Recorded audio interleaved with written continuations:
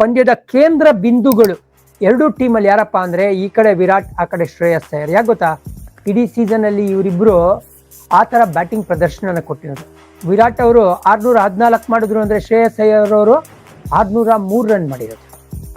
ಓಕೆನಾ, 850 ವಿರಾಟ್ ಹೊಡೆದಿದ್ದಾರೆ ಅಂತ ಹೇಳಿದ್ರೆ 650 ಶ್ರೇಯಸ್ ಅಯ್ಯರ್ ಹೊಡೆದಿದ್ದಾರೆ. ವಿರಾಟ್ದು 55.8 ಆವರೇಜ್ ಅಂತ ಹೇಳಿದ್ರೆ 54.8 ಶ್ರೇಯಸ್ ಅಯ್ಯರ್ದು ಆವರೇಜು. ಚೇಸ್ ಮಾಡ್ತಾ ಕಿಂಗ್ ಕೊಹ್ಲಿ ಅವ್ರದ್ದು 88.5 ಆವರೇಜ್ ಅಂದ್ರೆ ಶ್ರೇಯಸ್ ಅಯ್ಯರ್ದು 80. ಗುರು, ಇದಕ್ಕಿಂತ ಕ್ಲೋಸ್ ಆಗಿ ಏನಾದ್ರೂ ಇರುತ್ತಾ ನಿಮ್ಗೆ ನಂಬರ್ಸ್? ಅಮೇಝಿಂಗ್ ಅಂತ ಹೇಳ್ತೀನಿ. ಆಮೇಲೆ ಅಹಮದಾಬಾದಲ್ಲಿ ಎಷ್ಟಿದೆ ಹೇಳಿ ಸರ್, ಬೇರೆ ಕತೆಗಳು ಬೇಕಾಗಿಲ್ಲ ನಮ್ಗೆ ಅಂತ ಹೇಳಿದ್ರೆ, ಅಹಮದಾಬಾದಲ್ಲಿ ವಿರಾಟ್ ಕೊಹ್ಲಿ ಅವ್ರದ್ದು 54.8 ಆವರೇಜ್ ಇದೆ.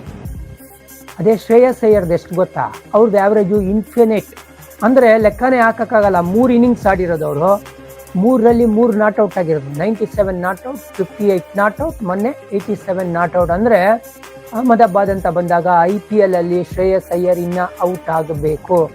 ಸೊ ಯಾರು ರಿಯಲ್ ಥ್ರೆಟ್ ಅಂತ ಕೇಳ್ತೀರಲ್ಲ, ನಿಮ್ಮ ಹತ್ರನೇ ಇದೆಯಲ್ಲ ಉತ್ತರ.